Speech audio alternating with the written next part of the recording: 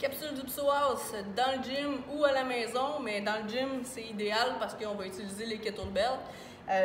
En fait, on va se le masser si on veut le relâcher un petit peu avant pour gagner de l'amplitude, pour pouvoir faire nos squats ou d'autres exercices qui impliqueraient une flexion de hanche. Et si vous avez terminé votre entraînement, vous pouvez aussi le faire après pour le relâcher vu qu'on l'a fait se contracter beaucoup. Donc, on va utiliser le coin du kettlebell. Vous pouvez prendre celui qui est le plus adapté pour vous. Des fois, les poignées sont un peu trop grosses s'ils sont trop lourds ou sont trop lourds, puis c'est difficile à l'accepter. Je vous montre comment on fait. Premièrement, il va falloir le localiser. Vous êtes couché sur le côté, les jambes fléchies à 90 degrés. On va prendre les petits os qu'on a ici sur les hanches. On va prendre le nombril, puis on va faire à peu près moitié chemin entre les deux.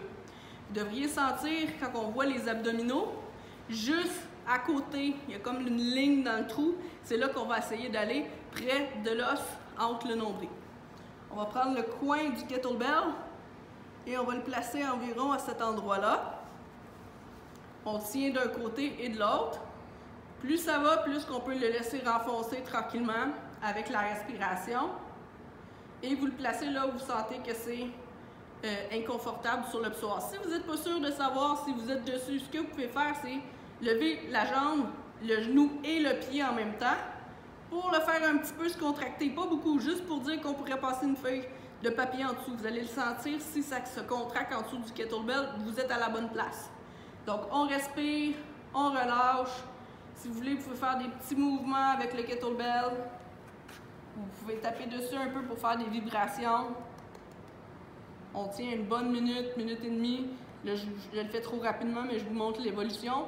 Et à la fin, quand vous sentez que le kettlebell est vraiment bien rentré, vous pouvez tranquillement allonger la jambe. Lentement, si ça fait trop mal, on arrête, on attend.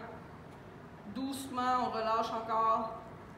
Et on laisse la jambe jusqu'à temps, si c'est possible et c'est confortable, de pouvoir la déplier au complet. Donc, il n'est pas étiré, mais il est en position neutre, tandis que tantôt, il était rapproché.